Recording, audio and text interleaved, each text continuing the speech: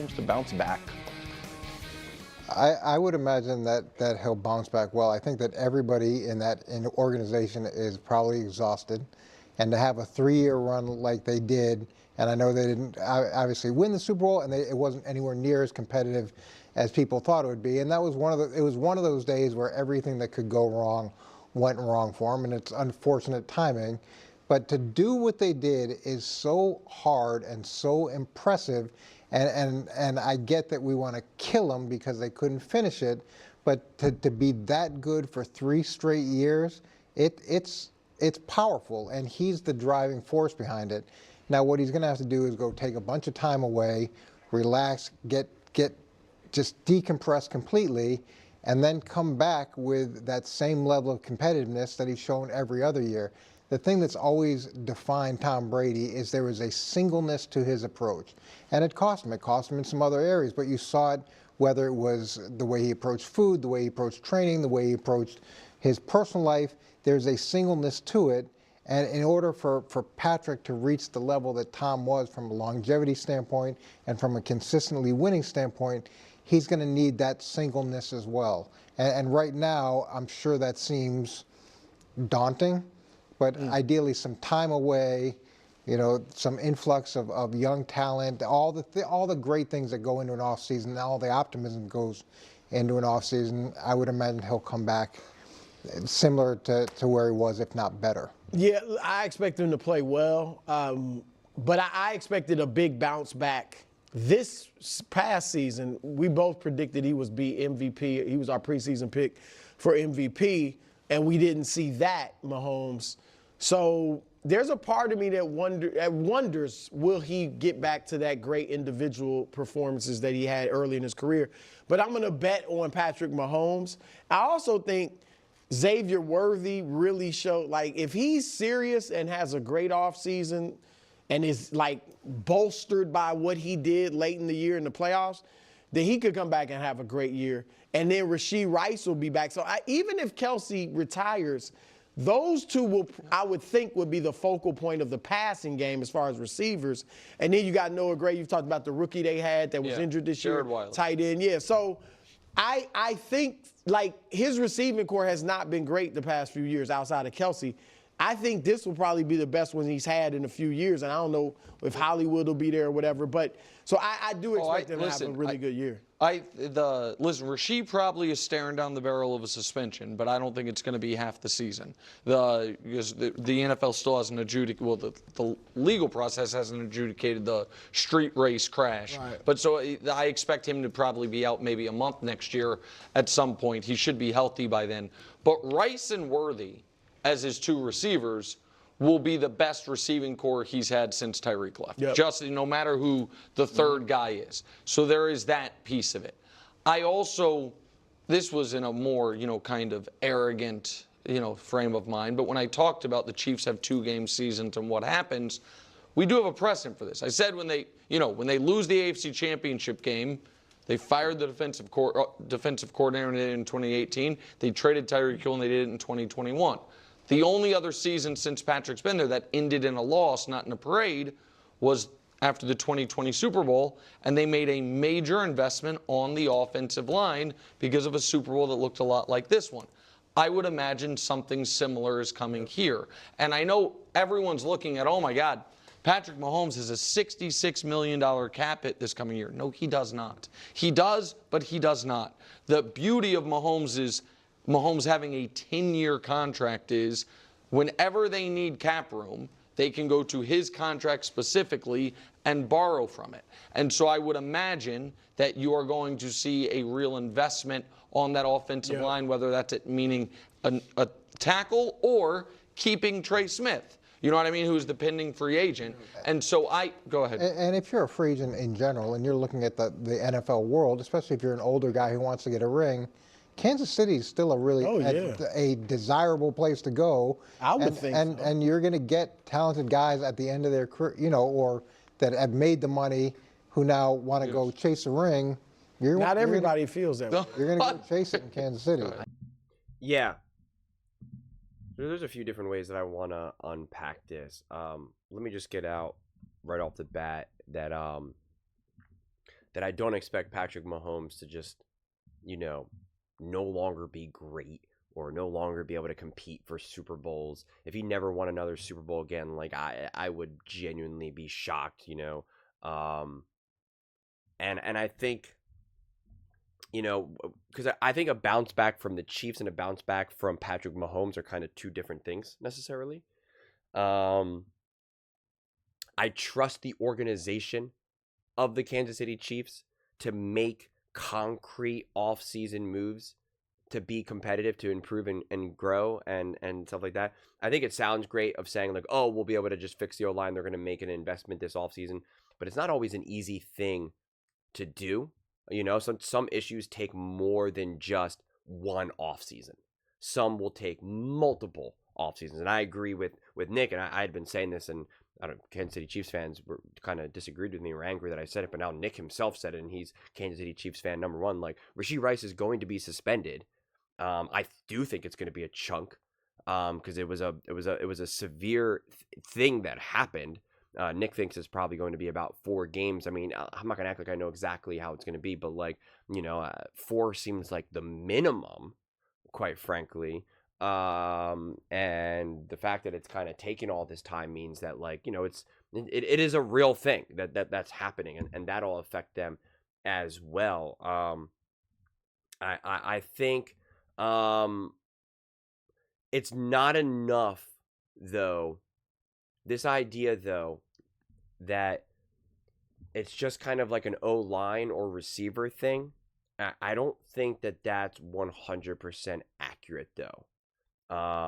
With Patrick Mahomes, and in terms of what we've been seeing out of him, honestly, because Rashee Rice was awesome last season, and Travis Kelce was still great, and Pacheco was great, and that defense was great, and it's just like Nick said himself about Joe Burrow, if T. Higgins left, he's like, well, how much does Joe Burrow need? If Joe Burrow needs T. Higgins as well, then he's not as good as I expect him to be. And it's just like, well, then you can make similar arguments then about Patrick Mahomes. And it's like, having someone like Kelce and having someone like Rashee Rice and Pacheco, like you have a great, constant, consistent run game. You have literally one of the greatest tight ends of all time still playing at an insanely, top 5, top 3, top 4, top 2 level. And it's just one of those things where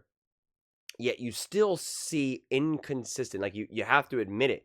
A lot of Kansas City Chiefs fans just kind of explained it away with, well, it's the regular season, it's all about the playoffs. But now in the playoffs themselves, and the Super Bowl especially, we fundamentally saw inconsistent and just straight up poor play from Patrick Mahomes that extended beyond just, well, he was being sacked and pressured. Because in the moments that it was time, and I talk about this a lot, in the moments that the game said Patrick Mahomes be Patrick Mahomes, where there was a second of that space, where it was time for Mahomes to be good, no matter who the receivers were that he was throwing to, no matter what he was doing, he was still being beaten. That is just the reality. And it's really easy to succeed, when you're throwing to wide open receivers, or when you have 5 seconds in a clean pocket. But what made Patrick Mahomes so special was that he can do things beyond just that. And quite frankly, we have not seen that over these last couple of years, and that transcends just the talent around you. Jared Goff can dish it out to a team that is stacked, and we know Nick only thinks so highly of Jared Goff. Sam Darnold can dish it out to a team that's awesome, right? So we know that, but that's not who Patrick Mahomes is supposed to be. And in the moments when they called Patrick Mahomes' number, he did. I understand he had some of these comeback wins and all that. That is all great. That's why I'm not saying that Patrick Mahomes is trash, or I'm like, we have some real concerns about Patrick Mahomes. I don't even know if he's a top 10 quarterback. That's not what I'm saying at all. But you do have to face that reality of something hasn't been great. He hasn't had great seasons or great games start to finish over the last couple of years. And it kind of got swept under the rug a little bit with winning a Super Bowl, and understandably so, because at the end of the day, you won the Super Bowl. But those problems still continue. Those problems in 23 that people were kind of like, Patrick Mahomes doesn't really look as good as we know him to be, continued in 24. And then they blamed some of the injuries, which is understandable why the numbers themselves won't be as great. But you could still look at the play when you're still watching the film and watching the play. You're like, I don't care who you're throwing to. This is still a bad decision. This is still a bad throw. This is still just an overall bad play. I don't care if Tyreek Hill's your wide receiver or Joe Johnson is your wide receiver. Like this is just a bad moment, a bad throw, a bad read, etc. And then when he finally, when the team got a little bit healthier, and then they got like DeAndre Hopkins, etc., his numbers started to look smoother, and people said, "See, now the offense is going."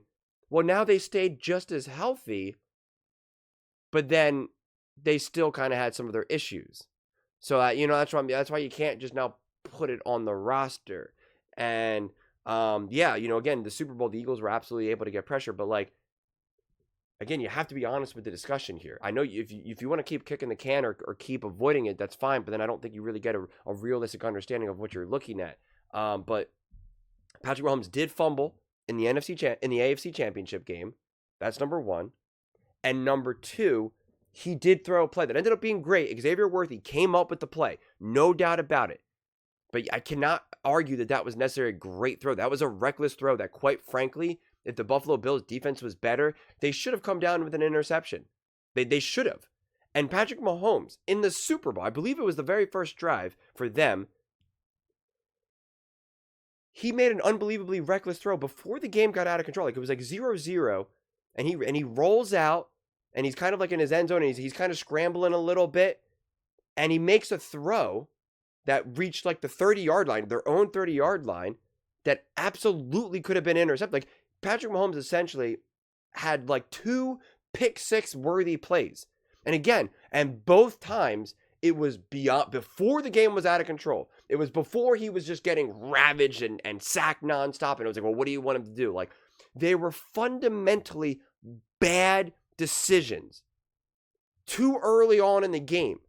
Again, that's on Patrick Mahomes, and that has nothing to do with, I mean, he could have Justin Jefferson, he could have, Tyreek Hill. Like, it was just a bad play. It was bad execution. It was a bad decision. Bad throw, bad everything. And again, you have to face that really. Now, again, I'm not saying this as a reference point to be like, that's why Patrick Mahomes is bad, but you have to acknowledge the bad. You have to acknowledge the bad. You guys know that I'm a big, believer in Josh Allen. And that opening drive against the Kansas City Chiefs was jarring. And I blame both the coaching staff and Josh Allen. Josh Allen was reckless. He almost threw a couple interceptions in that opening drive. I'm just like, oh my God, like, what are you doing? This is the first drive of the game. Like, why are you forcing these throws? But then I also blame the coach to be like, bro, like, you got to come up with a better, I mean, these are the scripted plays. Like, you got to come up with some better plays and a better, plan to get like Josh Allen and everyone else settled, so it's kind of twofold. But in those moments for Patrick Mahomes in the Super Bowl, like, that was when Patrick Mahomes was kind of like, I'm doing my own thing. And the thing that Kansas City Chiefs fans always praise is like, Patrick Mahomes takes over. Patrick Mahomes takes over where Andy Reid can't. And he failed at that. That's the thing. His superpower, he failed at. So that is a little concerning. When he played within the system of Andy Reid, he was awesome and great and did exactly what the Kansas City Chiefs needed to do to win games. When there was much beyond that, you just didn't see what we had seen in the past. So I just think that Patrick Mahomes, like all quarterbacks essentially, it's very roster dependent. And yeah, you need to build a great team around him. But also, once you have a great team, can Patrick Mahomes kind of be reined in a little bit? And I imagine he's going to, this is going to light a fire underneath him. And that's why I'm like not going to bet against Patrick Mahomes, because I feel like a loss like this is going to haunt him. I really, really do. And so I do expect him to bounce back, whatever that necessarily means. Am I expecting him to throw for 5,000 yards and 50 touchdowns? It's like, I don't know. I mean, the only way I see that is that's not really up to Patrick Mahomes. I see that more if, like, Xavier Worthy really does erupt and Rashee Rice, serves his suspension, but then he comes out the gate and is on fire. And the Kansas City Chiefs are really fortunate to really fix their O-line in a way where now they're like, they skyrocketed to the top, and now they're like equivalent to like the Eagles or the Lions or the Bills O-line. Like, if all of those things happens, and the defense is forcing turnovers, and now they're getting great field position and extra possessions. Like, I see it more as like a collective team effort for Patrick Mahomes to like go back to his like earlier years where he was, where the numbers were cartoonishly high. So again, that'll come down to some of the decisions that the Kansas City Chiefs make, as long as just like some luck, like it'll just also be out of the Chiefs' hands, because it's just like, you don't know if a draft will hit, you don't know if a free agent will work, like there's just a lot of luck involved in that regard. But I'm certainly not going to take the side where I'm just like, guys, Patrick Mahomes was exposed, he's just not good enough, and et cetera, et cetera. And it's just like, no, like, I believe in Andy Reid. I believe in Spags. I believe in management, ownership of the Chiefs. I believe in Patrick Mahomes. But it's definitely too soon for me just to be like confident and be like, no, Patrick Mahomes and the Kansas City Chiefs are going to be dominant next year, and they're going to win, and they're going to be back in the Super Bowl. Like, I'm not going to make that claim either, and I'm not making that claim about any team. Like, I'm not out here being like, oh, the Philadelphia Eagles are going to repeat, no one's going to stop them in the NFL. I'm like, no. I mean, like, the Jaden Daniels, the Washington Commanders are coming, and I'm like, the Detroit Lions, let's see what happens with their new coordinators. They should be competitive. It's just like, I don't believe in just like automatically trying to crown someone or guarantee like any type of success like as soon as this season has just ended. And again, even the Philadelphia Eagles, who just won in absolute dominant fashion, like, I'm just not prepared to be like, bro, who's going to stop them? Like, I'm not going to do that. So I'm certainly not going to do that with the Kansas City Chiefs after they were on the receiving end of being dominated in the Super Bowl. But those are just my thoughts. I'd absolutely love to hear yours. What do you guys all think about the Kansas City Chiefs and Patrick Mahomes? How do you expect him to bounce back? Do you think he will bounce back? Do you think they'll be able to kind of be as great as they have been in years past? Or do you think kind of some of the things that they have to do will take a season or two? Let me know in the comments below. I read every single comment. So whether you agree with me or disagree with me, either way, let's get in some discussions. Let's get in some fights. But ultimately, let's just have some fun. And please do consider subscribing. We're building an amazing community here, and I'd absolutely love to see you part of it. I want to build something that we all genuinely feel connected to, something that we're really excited to be part of. I think we're well on our way to doing it. And please don't forget to give this video a thumbs up, as it really does help with the visibility and the algorithm. Thank you so much. See you next time.